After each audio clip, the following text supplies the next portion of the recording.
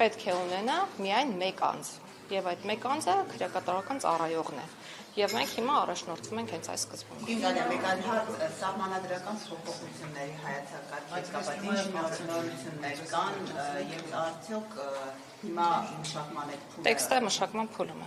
Արդյոք հասել եք այն փուլին, որ անկախության հռչակագրի հիմա հանելու Չէ, տեքստը մշակման փուլում է, առաջիկայում խորհրդի անդամների հետ կքննարկենք տեքստի պատրաստի մասին։ Անկախության հռչակագրի դուրս գալը, որտեղ Փաշինյանը ասել է, որ կողմ է, որպեսզի անկախության հռչակագիրը դուրս գա։ Այդպիսի նախնական քննարկումներ կա, թե դեռ Մենք տարբերակներ ենք քննարկում, բայց դեռևս տեքստը մշակման փուլում է։ Այսինքն մի քանի տարբերակ կա ժամանակական փոփոխությունների,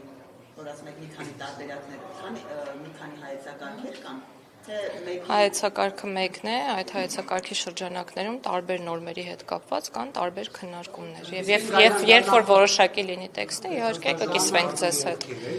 Տարբեր մարդիկ, այդ թվում ընդդիմության ներկայացուցիչները ունեն հստակ տեղեր եւ չեն գալիս եւ ես խնդրել եմ որպեսզի իրենք ներկա գտնվեն այդ քննարկումներին եւ նաեւ կան եւ դեռ նիստ չեն հրավիրել, ուստի չեմ կարող պատասխանել առաջարկած մասնագիտացված հանձնաժողովը, որովհետեւ մասնագիտացված հանձնաժողովը Չէ, հանձնաժողով չկա, խորհուրդը նկատի ունեմ, խորհրդի կազմում կան նաեւ քաղաքացիական հասարակության ներկայացուցիչներ։ Մեկ տարի որ մասնագիտացված հանձնաժողովը մարդ չկա, հա, անդամներ չունի եւ մինչ այսօր աշխատավարձի միայն 60 միլիոն է հատկացվել։ Այո, եւ մշակվել է հայեցակարգը, ինձ թվում է այդ հարցին ես չէ որ պետք է պատասխանեմ, բայց ամեն դեպքում այդ հանձնաժողովը մասնագիտական աշխատանք կատարել է եւ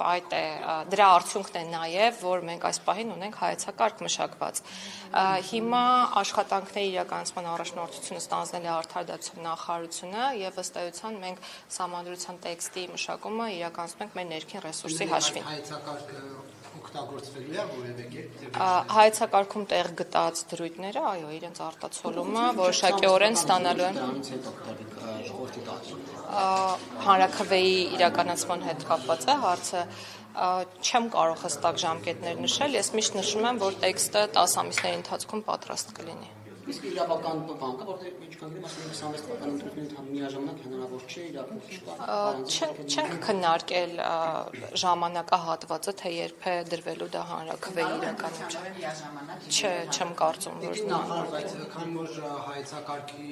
փոխանմշակումից հետո դուք եւ վարչապետը հայտնել եք դիրքորոշում, թե ինչպիսին պետք է լինի սահմանադրությունը։ Արդյոք այդ հայեցակարգը մեկ տարի առաջ պատրաստած ակտուալ է, թե ակտուալ չէ, որոշ մասերով միանշանակ ակտուալ է, որոշներով լրացման կարիք ունի իհարկե։ Երբ տեքստը պատրաստ լինի, մենք հայեցակարգային առանձին դրույթներ իհարկե հանրության դատին կհանձնենք եւ շատ մանրամասն կքննարկենք, թե ինչի մասին է խոսքը։ Այսինքն կուլիսների ետևում պահելու որևէ առիթ եւ հնարավորություն չկա,